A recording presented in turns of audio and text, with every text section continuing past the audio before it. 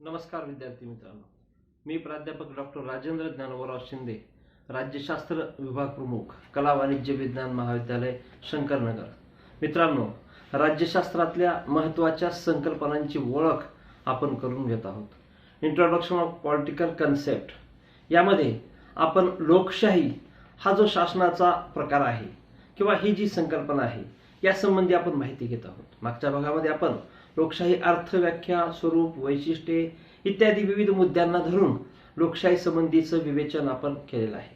आजच्या भागामध्ये आपल्याला ही जी शासन पद्धती आहे या शासन पद्धतीचे गुण आणि दोष या दोन्ही दृष्टिकोनातून अभ्यास करायचा आहे. किंवा एखादी संकल्पना जेव्हा आपण समजून घेत असतो तेव्हा ती समजून घेत असताना निरपेक्ष भावनेतून एक अभ्यासक म्हणून त्या संकल्पनेपुढे आपण पाहत असतो. त्या संकल्पनेमध्ये असणारे गुण किंवा दोष कोणकोणते आहेत, मेरिट्स अँड डिमेरिट्स, अशा दोन्हीही दृष्टिकोनातून आपण ती संकल्पना समजून घेत असतो. लोकशाही ही शासन व्यवस्था यामध्ये कोणकोणते गुण आहेत किंवा कोणकोणते मेरिट्स आहेत आणि या शासन पद्धतीमध्ये काही दोष पण आहेत, काही उणिवा पण आहेत. त्या दोष किंवा उणिवा कोणत्या आहेत यावरही आपण प्रकाश टाकणार आहोत. आणि अशा पद्धतीने या व्हिडिओच्या माध्यमातून लोकशाही ही संकल्पना आपण या ठिकाणी समजून घेणार आहोत. मित्रांनो, लोकशाही शासन व्यवस्थेचे गुण अभ्यासत असताना किंवा गुण कोणकोणते आहेत हे पाहत असताना प्रथमदर्शनी एक लक्षात येतं की लोकशाही शासन व्यवस्थेमध्ये काय असतं, व्यक्ती स्वातंत्र्याचे संरक्षण आणि व्यक्ती विकास याला प्राधान्य असतं. प्राधान्यक्रमानं काय केलं असतं, व्यक्तीच्या स्वातंत्र्याला अत्यंत महत्वाचं स्थान त्या ठिकाणी दिलेलं असतं. राज्य हे काय आहे, व्यक्ती विकासाचं साधन आहे, अशा पद्धतीची मांडणी बऱ्याच वेळेला केलेली आपल्याला दिसून येते. व्यक्तीच्या वेगवेगळ्या स्वातंत्र्याची हमी इतर कुठल्याही शासन पद्धतीपेक्षा लोकशाहीमध्ये अधिक चांगल्या पद्धतीने असते हे मात्र आपल्याला त्या ठिकाणी म्हणता येईल. आणि म्हणून व्यक्तीला आचार असेल, व्यक्तीचा विचार असेल, व्यक्तीचा उच्चार असेल, या वेगवेगळ्या दृष्टिकोनातून व्यक्तीला विविध स्वातंत्र्य सुद्धा त्या ठिकाणी बहाल केलेली असतात. बऱ्याचशा लोकशाहीमध्ये देशामध्ये काय असतं की त्या देशातल्या व्यवस्थेमध्ये नागरिकांच्या अधिकाराची मांडणी केलेली असते. या अधिकाराला सुरक्षितता सुद्धा दिलेली असते. भारतीय राज्यघटनेमध्ये सुद्धा नागरिकांना जे वेगवेगळे मूलभूत अधिकार राज्यघटनेने दिलेले आहेत तसेच त्या राज्यघटनेच्या अधिकाराला सुरक्षिततेसाठी घटनात्मक उपाययोजनेचे अधिकार सुद्धा दिलेले. म्हणजेच काय, नागरिकांच्या अधिकाराचं सुरक्षितता ही लोकशाही शासन व्यवस्थेमध्येच असते असे म्हणावं लागेल. थोडक्यात काय की विकासाचा केंद्रबिंदू व्यक्ती असते. लोकशाही शासन व्यवस्थेमध्ये विकासाचा केंद्रबिंदू व्यक्ती असल्यामुळं व्यक्तीची प्रतिष्ठा जपण्याचा प्रयत्न या शासन पद्धतीमध्ये केला जातो. लोकशाही शासन व्यवस्थेमधलं दुसरा गुण किंवा दुसरा महत्वाचा भाग जर कुठला असेल तर या ठिकाणी समानतेची तत्वाला दिलेले प्राधान्य. एखाद्या देशामध्ये किंवा देशातल्या परिस्थितीमध्ये आपण असं पाहतो की व्यक्तीमध्ये खूप मोठ्या प्रमाणात भेदाभेद असतात. हे कृत्रिम भेदाभेद जरी असले तरी लोकशाही शासन व्यवस्था स्वीकारलेल्या देशांनी अशा कृत्रिम भेदभावांना बाजूला ठेवून समानतेची वागणूक द्यावी, समानतेची ग्वाही द्यावी अशी अपेक्षा त्या ठिकाणी केली जात असते. आणि लोकशाही शासन व्यवस्थेचे सर्वात महत्वाचा गुण आहे रूल ऑफ लॉ, कायद्याचे अधिराज्य, ही संकल्पना त्या ठिकाणी राबवलेली जात असते. आणि म्हणून धर्म असेल, जात असेल, वंश, वर्ण, वर्ग, जन्म ठिकाण आणि लिंग या कुठल्याही आधारावर व्यक्तीमध्ये कुठलाही भेदाभेद केला जाणार नाही याची काळजी लोकशाही शासन व्यवस्थेमध्ये घेतली जात असते. व्यक्तीला राजकीय दृष्टिकोनातून, आर्थिक आणि सामाजिक दृष्टिकोनातून समानतेची वागणुकीची ग्वाही दिलेली असते. राजकीय दृष्टिकोनातून पाहिलं तर निवडणुकीला उभं राहण्यापासून राजकीय सहभाग, पार्टिसिपेशन घेत असताना सरकारला विरोध करण्यापर्यंत आणि आर्थिक दृष्टिकोनातून वेगवेगळे व्यवसाय आणि वेगवेगळ्या ठिकाणी रोजगार उपलब्ध करून घेण्यापासून व्यक्तीला किमान पातळीवर काही त्याचे रोजगाराची हमी लोकशाही शासन व्यवस्थेमध्ये दिलेली असते. आणि सामाजिक दृष्टिकोनातून पाहिलं तर प्रत्येक व्यक्तीची प्रतिष्ठा आणि प्रत्येक व्यक्तीचे पद आणि प्रत्येक व्यक्तीचा दर्जा याला महत्वाचं स्थान लोकशाही शासन व्यवस्थेमध्ये दिलं. म्हणजेच काय, प्रत्येक व्यक्ती ही महत्वाची आहे, एक व्यक्ती दुसऱ्याच्या बरोबरची आहे, हे बरोबरीचं स्थान, समानतेचे तत्वाचा पुरस्कार लोकशाही शासन व्यवस्था करत असल्याचं आपल्याला त्या ठिकाणी पाहायला मिळतं. लोकशाही शासन व्यवस्थेचा पुढचा गुण किंवा पुढचा महत्वाचा भाग कुठला आहे, ही शासन पद्धती जबाबदार शासन पद्धती आहे. आणि म्हणून काय, कल्याणकारी राज्याचं संकल्पना त्या ठिकाणी, वेलफेअर स्टेट, एक जबाबदारीचं तत्व, रिस्पॉन्सिबिलिटी, या ठिकाणी जबाबदारीच्या तत्वाला अत्यंत महत्वाचं स्थान असतं. लोकप्रतिनिधी हे जनतेला जबाबदार असतात, मंत्रिमंडळ कायदेमंडळाला जबाबदार असतं, अध्यक्षीय शासन पद्धतीमध्ये अध्यक्ष हा सिनेटला आणि शेवटी लोकांना सुद्धा जबाबदार असतो. म्हणजेच काय मित्रांनो, की जबाबदारीच्या तत्वाला लोकशाहीमध्ये अत्यंत महत्वाचं स्थान असतं. हा सुद्धा लोकशाहीचा गुण आपल्याला म्हणता येईल. शासन नेहमी लोकहिताच्या निर्णय घेत असताना कल्याणकारी योजना राबवत असतं. लोकशाही शासन व्यवस्थेमध्ये लोकांच्या कल्याणकारी विविध योजना राबवल्या जाव्यात अशा पद्धतीची त्या ठिकाणी अपेक्षा केली जाते आणि त्या दृष्टिकोनातून नियोजन करण्याचं राज्य व्यवस्थेने करावं अशा पद्धतीची मांडणी लोकशाही शास्त्रामध्ये होत असते. लोकशाही शास्त्र व्यवस्थेचा पुढचा गुण किंवा पुढचा महत्वाचा मेरिट्स काय आहे, तर समाजातल्या अल्पसंख्याक वर्गाला सुद्धा संरक्षण देण्याची हमी या शासन व्यवस्थेमध्ये असते. इतर कुठल्याही शासन व्यवस्थेपेक्षा समाजातल्या सर्व घटकांना समजून घेणे, अल्पसंख्याक घटक असतील, मग ते धर्मानं असतील, जातीनं असतील, त्याच्या आर्थिक परिस्थितीमधून असतील, या वेगवेगळ्या समाजातल्या अल्पसंख्याक लोकांना समान संधी देण्याची त्या ठिकाणी व्यवस्था लोकशाही शासन व्यवस्थेमध्ये असते. सर्व लोकांचा विकास आणि त्या विकासासाठी समान संधी, आणि म्हणून अल्पसंख्याक जर असतील तर अल्पसंख्याकाच्या हक्काचं संरक्षण करण्याची घटनात्मक तरतूद बऱ्याच ठिकाणी केली असते.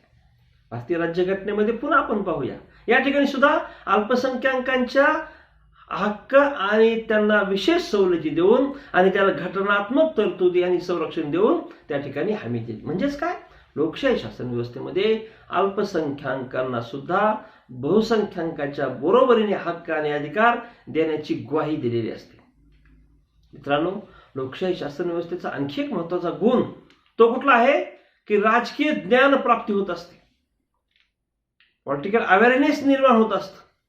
राजकीय शिक्षण देण्याची प्रक्रिया अव्याहतपणे लोकशाही शासन व्यवस्थेमध्ये चालवली जात असते. कारण याचं काय असतं, की कुठल्या ना कुठल्या वेगवेगळ्या निवडणूक असतात आणि या वेगवेगळ्या निवडणुकामध्ये मतदान असेल, त्याच्या निवडणुकीत भाग घेणं असेल, सरकारला विरोध करणं असेल, आणि या सगळ्या व्यवस्थेमधून की प्रत्येक व्यक्ती राजकीय दृष्टिकोनातून त्या ठिकाणी शिक्षण घेत असतो. वेगवेगळ्या राजकीय संघटना, राजकीय पक्ष, दबावगट यांच्या माध्यमातून काय होत असतं, लोक शासन कारभारामध्ये सहभागी होण्याचा प्रयत्न करत असतात. आणि व्यक्तीचा जास्तीत जास्त सहभाग जर कुठल्या शासन पद्धतीमध्ये असेल तर तो लोकशाही शासन पद्धतीमध्ये आहेच असंच म्हणावं लागेल. कारण यामध्ये काय असतं, की प्रत्येक व्यक्ती सहभागी होत असते आणि त्यामधून व्यक्तींच्या व्यक्तिमत्वामध्ये अनेक गुणांची वाढ सुद्धा होत असते. ही बाब लक्षात घ्या. एकमेकांना सहकार्य करणं, जबाबदारी ओळखणं, स्वार्थ त्याग, सहिष्णुता, सेवावृत्ती, कर्तव्यदक्षता, निष्ठा इत्यादी गुणांची वाढ ही लोकशाही शासन व्यवस्थेच्या अशा प्रक्रियेमधून होत असते. आणि म्हणून पर्यायाने काय होत असतं, की राष्ट्रप्रेम आणि राष्ट्राभिमान इत्यादी गुण सुद्धा लोकशाही शासन व्यवस्थेमध्ये वाढण्यास पूरक वातावरण त्या ठिकाणी असतं. मित्रांनो, लोकशाही शासन व्यवस्थेचा आणखी एक गुण किंवा अत्यंत महत्वाचा भाग कुठला असेल तर ही शासन पद्धती शांततेच्या आणि सनदशील मार्गावर विश्वास ठेवत असते. या ठिकाणचा राज्यकारभार हा सनदशील मार्गाने चालत असतो. लोकांशी विचार विनिमय होत असतो, चर्चा होत असते, लोकांची इच्छा लक्षात घेत असते, लोकमत कोणत्या बाजूने आहे हे सातत्याने राज्यकर्ते लोक पाहत असतात आणि ज्या बाजूने लोकमत आहे त्याच्या बाजूने निर्णय घेण्याची प्रक्रिया लोकशाही शासन व्यवस्थेमध्ये अव्याहतपणे चालू असते. आणि म्हणून परस्पर सहकार्य आणि सहभाग यामधून चर्चा विनिमय करून लोकप्रतिनिधी काय करतात, शांतता आणि सनदशील मार्गाने निवडलेले जातात. आणि म्हणून अशा शासन पद्धतीमध्ये मित्रांनो काय असतं, संघर्ष, प्रतिकार, क्रांती या मार्गाऐवजी काय होत असतं, शांतता आणि सहकार्य या मार्गातून लोकप्रतिनिधी निवडलेले असतात. थोडक्यात काय, की सनदशीर मार्ग हाच प्रश्न सोडवण्याचा निश्चित मार्ग आहे, निश्चित पर्याय आहे, अशी लोकांची धारणा या शासन पद्धतीमधून होत असते. आणि म्हणून सनदशीर मार्गाने, शांततेच्या मार्गाने राज्यकारभार करणं ही सुद्धा लोकशाही शासन व्यवस्थेची खासियत आहे असं आपल्याला म्हणता येईल. लोकशाही शासन व्यवस्थेचा आणखी एक महत्वाचा गुण कुठला असेल? सत्तेचे विकेंद्रीकरण, डिसेंट्रलायझेशन ऑफ पॉवर आणि जनताभिमुख सरकार, राज्यकारभार. म्हणजे सत्तेचं जास्तीत जास्त विकेंद्रीकरण करण्याची प्रक्रिया ही लोकशाही शासन व्यवस्थेमध्ये पार पाडली जाते.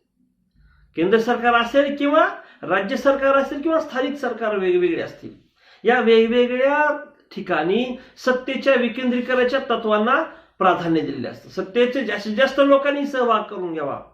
जनतेला सत्तेमध्ये सहभागी करून घेत असताना स्थानिक समस्या ह्या स्थानिक लोकांना जास्त चांगल्या पद्धतीने कळत असतात. म्हणून स्थानिक स्वराज्य संस्थेमध्ये सामान्य माणसाला, रुची असणाऱ्या माणसाला सहभागी करून घेण्याचा जास्तीत जास्त प्रयत्न होत असतो. आणि त्यामधून काय होत असतं? पॉलिटिकल पार्टिसिपेशन, राजकीय सहभाग वाढत असतो. आणि यामधूनच काय होतं की जनतेचे सार्वभौमत्व प्रगट होत असतं. म्हणजे जनतेच्या सार्वभौमत्वाला त्या ठिकाणी महत्वाची संधी मिळत असते.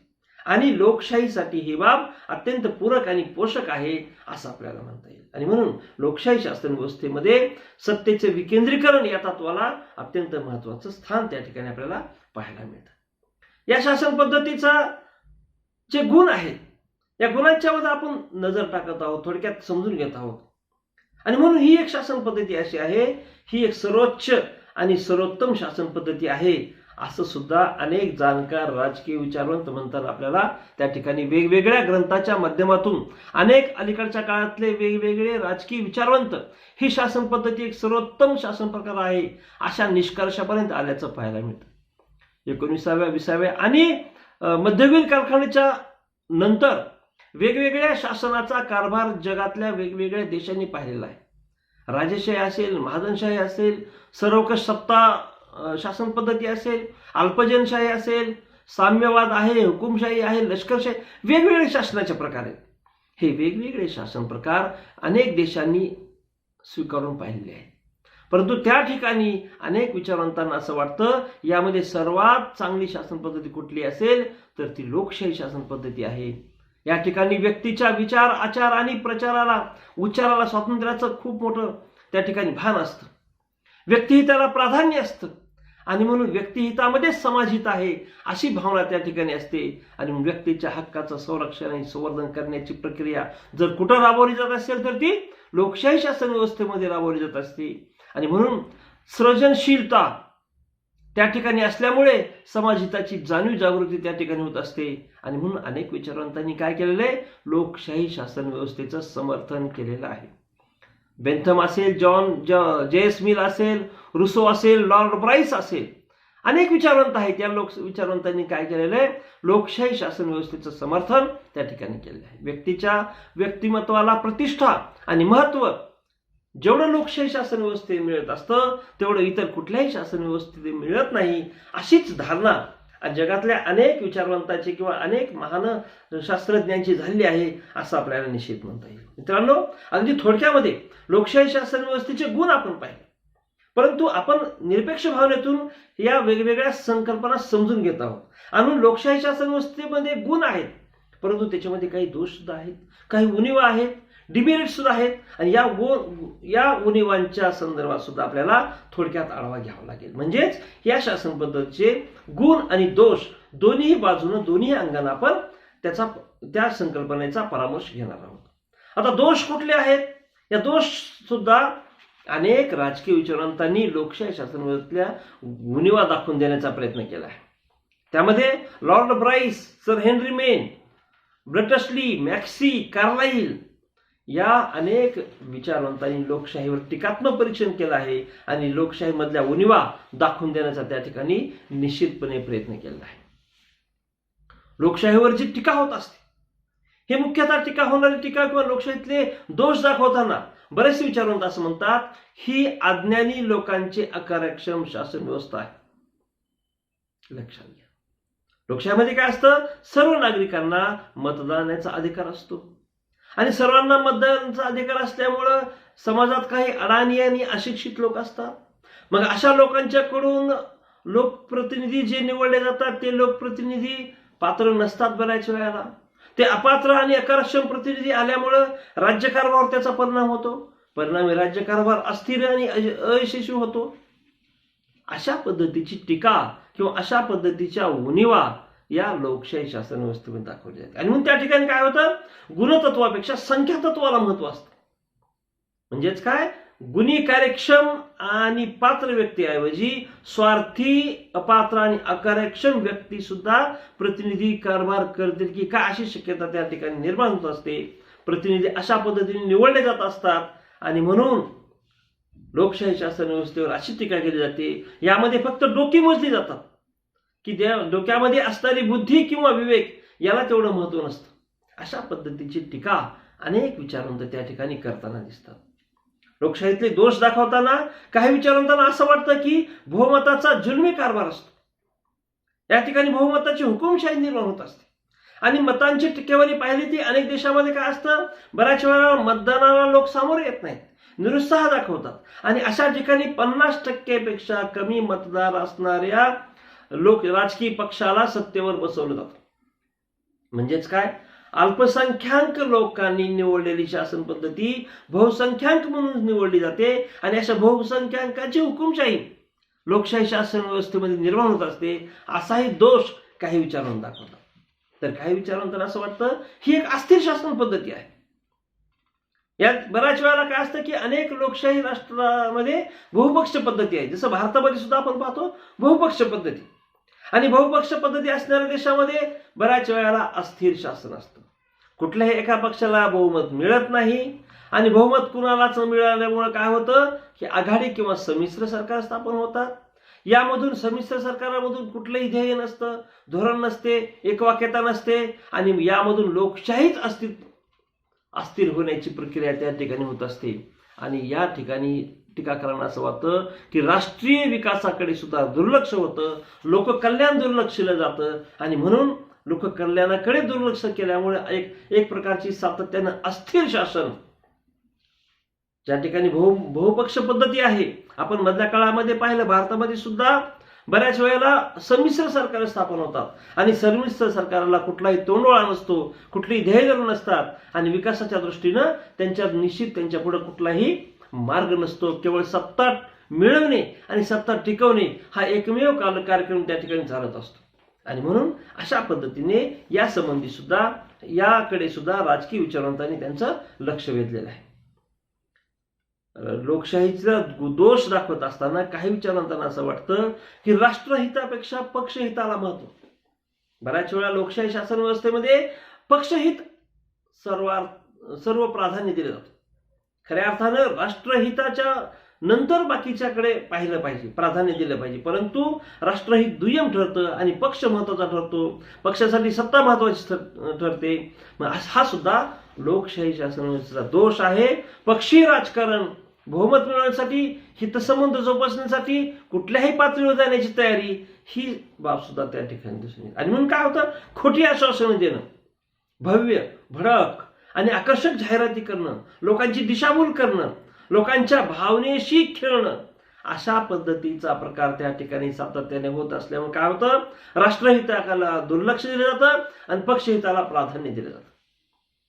आणि त्या ठिकाणी काय होतं की व्यक्तीच्या प्रतिष्ठेला सुद्धा दुय्यम स्थान प्राप्त होतं. व्यक्ती गौण ठरतो, पक्ष महत्वाचा ठरतो, देश गौण ठरतो आणि म्हणून पक्षाचा नेता हा सर्वाधिकारी आहे आणि त्याच्या समोर चमचगिरी करणाऱ्या लोकांना प्राधान्य सुद्धा मिळतं. अशा पद्धतीची टीका त्या ठिकाणी अनेक विचारवंतांनी केल्याचं आपल्याला पाहायला मिळतं. परिणामी काय होतं, लोकशाही शासन व्यवस्थेमध्ये पर्यायाने अनेक विचारवंत असंही वाटतं की या ठिकाणी मग भ्रष्टाचार वाढतो, काळा बाजार असेल, लाचलुचपतपणा हा असेल, याच्यामध्ये खूप मोठ्या प्रमाणात वाढ होते आणि म्हणून संधी साधू स्वार्थी पक्षनेते त्या ठिकाणी निवडणुकीमध्ये वाम मार्गाचा अवलंब करतात आणि म्हणून निवडणूक जिंकण्यासाठी कुठल्याही मार्गाने जाणे, मतदारांना भुरळ पाडणे, पैसा देणे, त्यांच्या काळाबाजार करणे, भ्रष्टाचार करणे, सत्तेवर येणे आणि मिळालेली सत्ता पुन्हा भ्रष्टाचार करणे, म्हणजे अशा पद्धतीने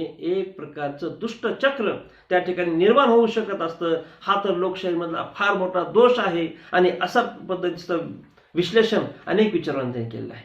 आणि म्हणून अडाणी आणि दरिद्री जी जनता आहे या जनतेला प्रलोभन दाखवलं जातं आणि अशा प्रलोभनातून एकदा का निवडणूक जिंकली की मग त्यांच्याकडे दुर्लक्ष करून भ्रष्टाचाराला पुन्हा मुक्त वातावरण त्या ठिकाणी निर्माण केलं जातं. अर्थात अशाच स्वार्थी आणि असे सगळे राजकीय नेते असतात असं नाही, त्याला निश्चित अपवाद सुद्धा आहे.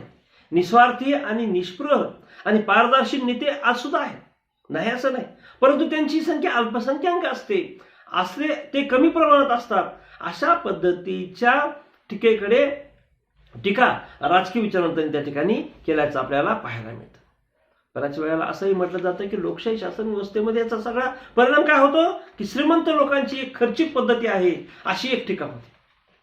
राजकारण म्हणजे श्रीमंताचा खेळ आहे आणि निवडणूक म्हणजे अमाप पैसा खर्च केला जातो, साधन सामग्रीचा वापर केला जातो. उमेदवारी देत असताना किती पैसा आहे एवढा एकच निकष वापरला जातो आणि निवडणूक निधी निर्माण करण्याच्या मधून श्रीमंताचे वर्चस्व राज्यकारभारावर निर्माण होतं. समाजामध्ये भांडवलदार वर्गांना अत्यंत महत्वाचं स्थान प्राप्त होतं. निवडणुकीमध्ये त्यांच्याकडून पैसा घेणे आणि निवडणूक जिंकल्यानंतर त्यांचे हितसंबंध जोपासणे अशा पद्धतीची व्यवस्था लोकशाहीमध्ये निर्माण होऊ शकत असते. असा दोष त्या ठिकाणी दाखवला जातो आणि परिणामी काय होतं, परिणामी काही विचारवंत असं म्हणतात की लोकशाहीमध्ये मग विकास हा मंद गतीने होतो. निर्णय घेत असताना सनदशीर मार्ग आणि विचार विनिमय केला जातो आणि त्वरित निर्णय घेतला जात नाही. प्रत्येक निर्णयावर चर्चा होणे, विचार विनिमय करणे यामध्ये खूप विलंब आणि वेळ लागत असतो. परिणामी मंद गती आणि सावकाश संत गती विकासाच्या संदर्भात निर्माण होते आणि म्हणून या शासन पद्धतीमध्ये, लोकशाही शासन पद्धतीमध्ये असे दोष अनेक विचारवंतांनी त्या ठिकाणी दाखवा. आणखी एक दोष आहे, लोकशाही शासन व्यवस्थेच्या दोषाकडे अंगुली निर्देश करताना जे विचारवंत म्हणतात की याच्यामध्ये जनतेचे सार्वभौमत्व आणि लोकसंमतीवर चालणारे शासन हे एक मिथक आहे, ही एक खोटी गोष्ट आहे असं विचारवंतांना वाटतं. कारण बऱ्याच वेळेला काय होतं, निवडणूक मतदानाच्या वेळी जनता सार्वभौम आहे असं म्हटलं जातं, परंतु निवडणुकी मतदान आणि मतदानाचा दिवस, मतदार राजा हा फक्त मतदानाच्या दिवसापुरता राहतो आणि एकदा मतदान झालं की मग 5 वर्ष लोकप्रतिनिधी त्यांच्याकडे दुर्लक्ष करतात आणि मग त्यांचा स्वार्थ त्या ठिकाणी साधला जातो आणि अशा पद्धतीने एक प्रकारे 5 वर्षातून एकदा लोकांना सामोरं जायचं, काहीतरी भावनाविवश करायचं आणि लोकांशी संपर्क नंतर तोडून टाकायचा, एक प्रकारचं लोकशाहीचं विडंबन बऱ्याच ठिकाणी असतं असंही अनेक विचारवंतांना वाटतं. आणि म्हणून श्रीमंत आणि भांडवलदार यांच्या वर्गाचं वर्चस्व त्या ठिकाणी निर्माण होत असतं आणि अशा वेळी लोकशाहीची जी मूल्य आहेत, ही लोकशाहीची मूल्य स्वातंत्र्य, समता, बंधुता, न्याय, सार्वभौमत्व, समतेचं तत्व या सगळ्यांचं हरताळ फासला जातो. बऱ्याच वेळा सामान्य माणसाला लक्षातही येत नाही, निवडणूक होऊन जाते आणि 5 वर्ष प्रतिनिधी यांच्याकडे डुंकूनही पाहत नाहीत. अशाच पद्धतीने मग काय होतं, लोकशाहीची तत्व पायदळी पुढे तुडवली जातात, प्रत्यक्षात ती येऊ शकत नाही. अशा पद्धतीची टीका लोकशाही शासन व्यवस्थेवर अनेक विचारवंतांनी केलेली आहे. परंतु मित्रांनो, एक बाब लक्षात घ्या, इथं आपण लोकशाहीचे गुण आणि दोष अभ्यासत आहोत, दोन्ही बाजूने आपण त्या ठिकाणी अभ्यास करणार आहोत. आपल्याला हेही माहिती आहे की तिसऱ्या जगामधल्या लोकशाही स्वीकारलेल्या देशामध्ये आज अनेक प्रश्न निर्माण झालेले आहेत. आर्थिक प्रश्न आहेत, आण्विक प्रश्न आहेत, प्रांत आणि इतर प्रगत देश आर्थिक मक्तेदारी आहे, वाढता दहशतवाद असेल, आक्रमक राष्ट्रवाद असेल आणि सामाजिक अस्थिरता हा प्रश्न आहे आणि यामधून एक प्रकारची सांस्कृतिक असंतुलन, अशा काही प्रश्नांना तिसऱ्या जगातील राष्ट्र सामोरे जात असताना लोकशाही शासन व्यवस्था स्वीकारली असताना त्या देशामध्ये लोकशाहीच्या गुणांच्या पेक्षा दोष अधिक दिसतात. अशा पद्धतीची मांडणी अनेक विचारवंत करताना दिसतात आणि म्हणून अशा पद्धतीने लोकशाही शासन व्यवस्थेचे अनेक दोष अनेक शास्त्रज्ञांनी दाखवलेले आहेत. परंतु मित्रांनो, पुन्हा एकदा आपल्याला लक्षात घ्यावं लागेल, लोकशाही शासनामध्ये असे जरी दोष असले तरी तुलनात्मक दृष्ट्या पाहिलं की शासन पद्धतीचा इतर शासन पद्धतीचा आलेला अनुभव आणि लोकशाही शासन व्यवस्थेमधला अनुभव यामध्ये तुलनात्मक दृष्ट्या पाहिलं तर लोकशाही शासन व्यवस्था ही इतरांपेक्षा चांगली आहे असंच म्हणावं लागेल. दोष आहेत, दोष नाहीत असं नाही, दोष खूप आहेत, परंतु ते दोष दूर करता येतात. ही एक अशी शासन पद्धती आहे. या शासन पद्धतीमध्ये उणिवा दोष तुम्हाला दाखवता येतात. एखादी गोष्ट चूक आहे तुम्ही असं लोकशाहीमध्ये म्हणू शकता. इतर शासन पद्धतीमध्ये याची सुद्धा सोय नसते. चुकीलाही चूक आणि बरोबरलाही चूक तुम्हाला कुठलाच मत प्रदर्शन करण्याचा अधिकार नसतो. म्हणून लोकशाही शासन व्यवस्थेमध्ये अनेक दोष आहेत, नाही असं नाही, परंतु ते दोष दूर करता येतात.